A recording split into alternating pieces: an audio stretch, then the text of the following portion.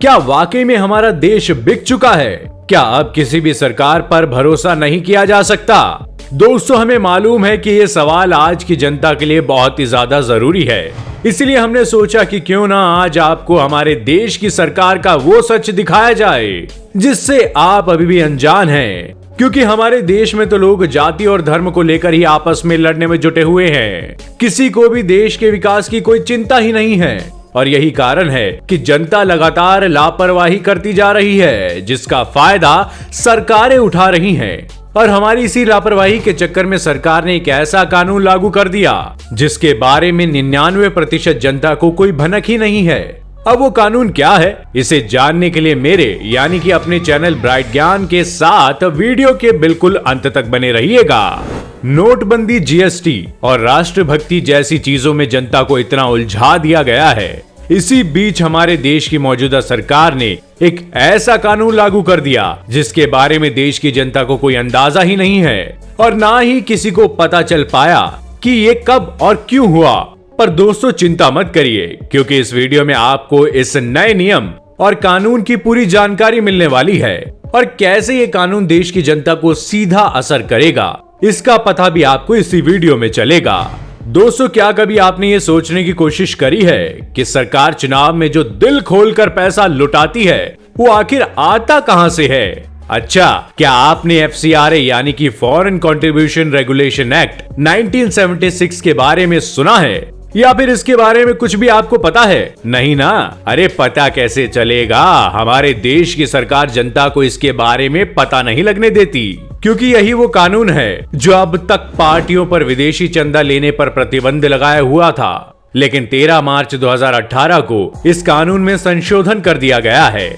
जिसकी मदद से अब देश की कोई भी पॉलिटिकल पार्टी विदेशी कंपनियों से जितना चाहे उतना पैसा मदद के रूप में ले सकती है। और बात यहीं पर खत्म नहीं होती, बल्कि ये पार्टियां इस चीज का प्रमाण पत्र देने के लिए बाध्य भी नहीं होंगी कि वो ये साबित करें कि उन्होंने किस विदेशी कंपनी से कितना पैसा ठगा है और लिए गए पैसों को कहां कहां और कैसे कैसे खर्च किया गया है। जिसका साफ मतलब ये है कि विदेश में बैठी कोई भी अज्ञात कंपनी जितना चाहे उतना किसी भी पार्टी पर लगा सकती है और उसे सत्ता में बैठा भी सकती है। अब आप सोच रहे होंगे कि भला कोई विदेशी कंपनी इस तरह से पार्टियों को पैसा क्यों देगी? तो दोस्तों, जाहिर सी बात है, जो बड़ी बड़ी कंपनियां गंजे को कंघी तक बेच सकती हैं, वो बिना मतलब से तो हमारे देश की पॉलिटिकल पार्टीज के ऊपर खर्चा करेंगी नहीं। तो दोस्तों, इन कंपनियों का देश की पॉलिटिकल पार्टीज को चंदा देने का सिर्फ एक ही कारण है और वो है देश के मार्केट में अपनी पकड़ बनाना। ये पार्टियां जब बेशुमार चंदा लेकर सत्ता में आती हैं,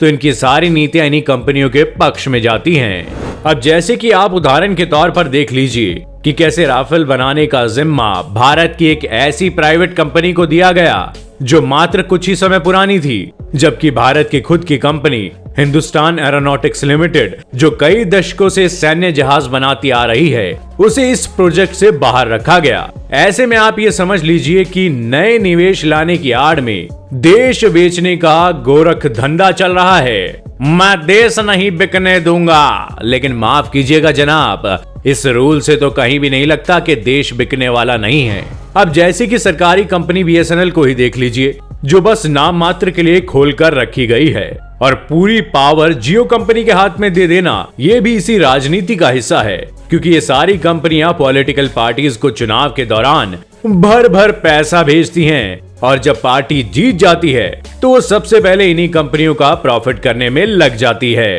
ताकि दोबारा से जब चुनाव हो तो इन पॉलिटिकल पार्टीज को पैसा मिल सके। यानी कि पूरा खेल इन्वेस्टमेंट का है जनाब। जी हाँ, इलेक्शन के द्वारा नई सरकार को चुनकर जहां हम आम नागरिक ये सोचकर वोट देने पहुंच जाते हैं कि अब कुछ बदलाव होगा, अब अच्छे दिन आएंगे, अब कुछ बड़ा होगा, लेकिन बदलाव होने से पहले ही सत्ता में आने वाली पॉलिटिकल पार्टी ने खुद को बेच दिया होता है और वो केवल नाम मात्र कुर्सी पर बैठी होती है। बाकी असली काम तो बड़ी बड़ी कंपनियां करती हैं और उनमें बैठने वाले लाला सेठ करते हैं, जिन्होंने सत्ता में आई पॉलिटिकल पार्टी को चुनाव के दौरान भर भर के चंदा दिया था और इसी दौरान ये कंपनियां खुद को मजबूत बना लेती हैं, जिसका सबसे बड़ा उदाहरण आप हमारे देश के सबसे अमीर आदमी मुकेश अंबानी के रूप में देख सकते हैं। क्योंकि जहां एक तरफ रिलायंस कंपनी डूबी जा रही थी, वहीं इन्होंने जियो को लेकर एक नया दौर शुरू कर दिया और इन सारी चीजों में सरकार ने जियो कंपनी का बहुत साथ भी दिया। तभी तो मात्र कुछ ही सालों में ये कंपनी इतना ज्यादा उठ गई है। इतने सालों से चल रही कंपनियां तक को पछाड़ कर ये आगे निकल चुकी है।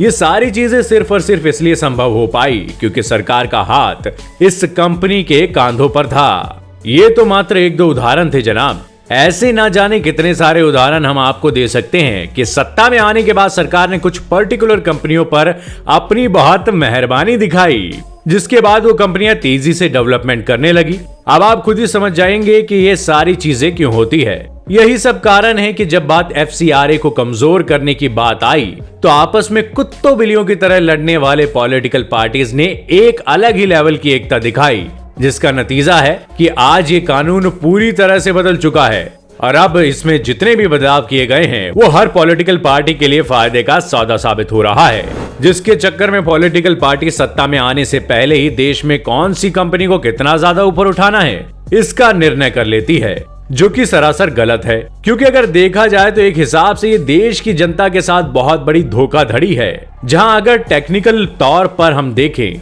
तो देश हमारे वोटों से चुनी गई सरकार के द्वारा नहीं चलाया जाता, बल्कि उनके पीछे बैठे बड़े बड़े सेठ बिजनेसमैन देश को चला रहे होते हैं, जो अपने फायदे के हिसाब से नए नए नियम कानून लागू करते हैं और फिर आम जनता को उसका भुगतान करना पड़ता है, जिसका अंदाजा आप इसी बात से लगा सकते हैं कि हमारे देश में लगातार महंगाई बढ़ रही है, रुपयों की कीमत लगातार घट रही है और ये सब कुछ इसलिए हो रहा है क्योंकि हमारे देश में सरकार को जनता से कोई लेना देना नहीं, उसी तो अपनी जेब भरने से मतलब है। बाकी आपका इस पर क्या कहना है हमें कमेंट करके जरूर बताइएगा और हमारे चैनल को लाइक, सब्सक्राइब और शेयर करना ना भूलिएगा और हाँ, बेल आइकन को भी प्रेस कीजिएगा क्योंकि घंटा बजेगा तो नोटिफिकेशन मिलेगा मित्रों।